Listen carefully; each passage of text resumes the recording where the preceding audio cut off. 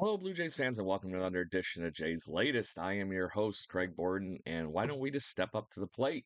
Because we have two in a row, everybody. The Blue Jays scored another good, offensive, defensive, all around game last night, but put up 6 runs again yesterday, which is only things encouraging as the Blue Jays obviously had been having all kinds of fun trying to figure out how to score runs.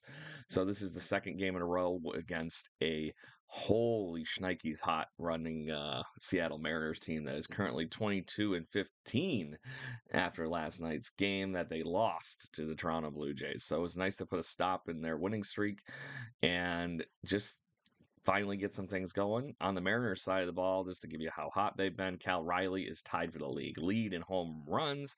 They have two guys in the bottom of their order that are the reigning back-to-back player of the weeks in Major League Baseball. And then you have, Crawford in their leadoff spot, who is literally on a 16 game hitting streak as of yesterday. So crazy stuff. And the Blue Jays were able to put up a crooked number a little bit here as far as what our recent history in Blue Jays baseball has looked like, as like I said, they walk away with a W in this game. But let's talk about that game right after we talk about Andres Jimenez. Andres Jimenez is on the IL as of yesterday. A couple roster moves, move some things around. Dylan Tate was DFA'd, and Zach McKinstry gets picked up for uh, our roster so that we can have another infielder ready and available. But this just means that there's going to be some moving around the diamond, and it's going to give Addison Barger, who is a gentleman we're going to talk about here in a moment, plenty of playing time at third base as they move Ernie Clement over to fill the hole at second. So, on that note, let's talk about the all around game here because this is where the fun was last night. This might have been one of the best games that the Blue Jays have put together so far this season because we had offense, we had defense, and we pitched well. So all facets of the game were covered yesterday. Outside of I'll just say getting into some trouble in the sixth inning for Kevin Gossman, he cruised. This was very, very Kevin Gossman like that yesterday. Scattering 7 hits, no walks again, 3 strikeouts, and it just shows how bad that umpire was in that one game because he was not that far off. This is what happens when he gets the calls. He keeps it around the plate, he keeps things moving. 5 1/3 from him yesterday, and as he got lifted with a few base runners on, Brand Little comes in and he allowed one of those runs to score, but it could have been very, very bad with how everything was going. So he minimized the damage, picks up his 8th hold of the season. I can't believe but that's just one of the unsung heroes of this season. Is Brandon Little is currently sitting with it. Excuse me, 2 ERA in 20 games already. Oh my God. 18 innings of work, 28 strikeouts. So Brandon Little, the lefty, being one of the unsung heroes in this bullpen so far. So knock on desk that he keeps, doing the do here because he's been off to a great start to this 2025 campaign. So what else happened? I want to talk the defense specifically here for a moment because the defense just was amazing last night. Buck Martinez had mentioned that he had like 4 stars in his scorebook yesterday. Bo Bichette made a couple of brilliant plays that were balls that probably could have been over his head or should have been over his head. Addison Barger at third base. Oh my God. Some of the plays that he made is because he might not have the most amazing range at third base, but he has a rifle for an arm. And watching him do what he was doing last night at third base, there was a ball, I want to say it was Crawford hit it, and he's a speedy guy.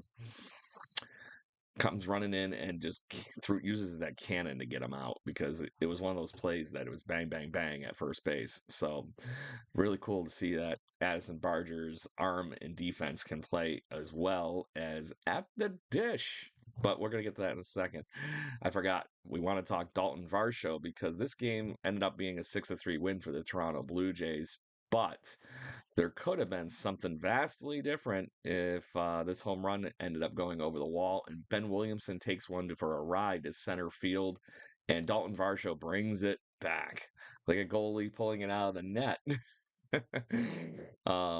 Takes away a home run that was going to be like probably a couple of feet over the outfield fence, maybe about a meter. But to that point, very cool to see Dalton Varsho doing what Dalton Varsho does as a Gold Glove winning center fielder, and just amazing to see him come around with that ball after that. So let's talk that offensive side of the ball, because Varsho also had a sac fly, so that was something else he was able to contribute on the offensive side. Unfortunately, he did have 3 strikeouts, but to that point, Varsho, as everybody knows, is a defensive first player, but he does have tons of pop, which we've been seeing since he has come back.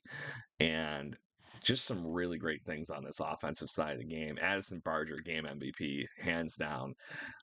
Looked very good at the plate, very comfortable, just zen-like. 3 for 4 last night. Run scored, 2 RBIs. Really was the igniter in those early um, innings.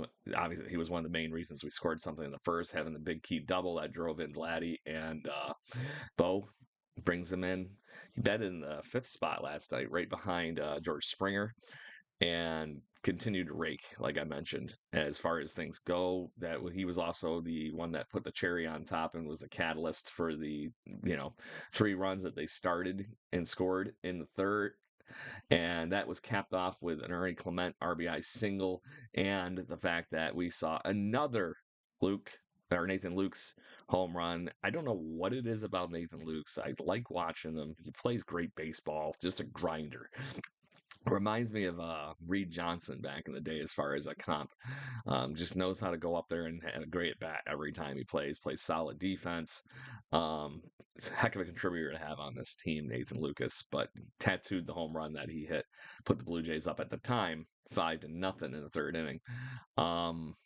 So things continue. Like I said, they escalated a little bit, and the freaking Seattle Mariners and everything I feel like they do to us all the time just found a way to creep back into this game and eventually score 3 runs off of Kevin Gossman. Like I said, the one was off Brandon Little.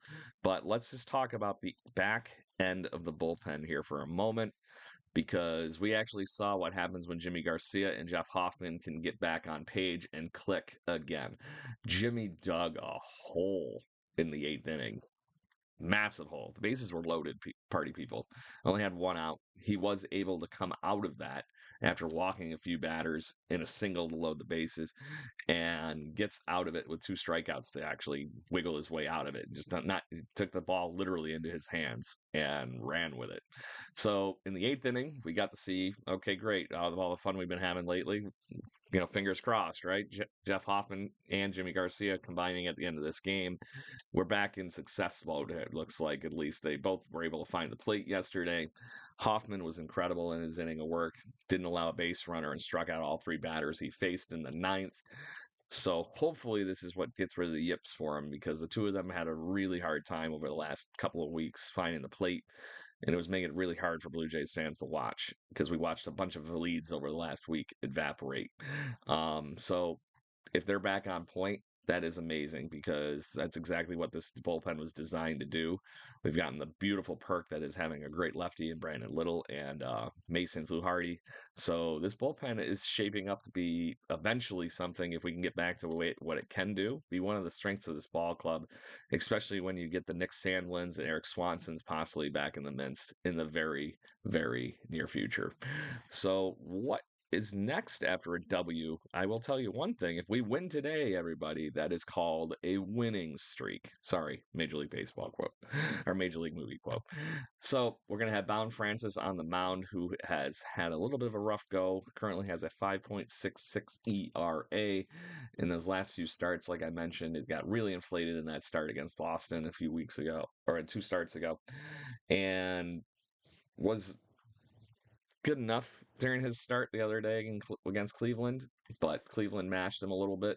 He is going to be facing Logan Evans, who has only pitched 10 innings in the major leagues this year, and period. So 7.2 ERA. He allowed 6 earned runs to the Texas Rangers in his last start. So hopefully the Blue Jays offense can keep things rolling, and it will just be all well. And like I said, we can call that we're on a winning streak, and we'll be 1 game after under 500, because the Blue Jays currently sit somehow in 3rd place, everybody, with an 18-20 record in the American League East. So don't think we're out of it yet. But I gotta figure out some of these things and how to score runs and keep this whole thing doing what we did last night, where we have a team collective win on both sides of the baseball. So Party people, have a great evening. Go Blue Jays. See you tomorrow. Cheers.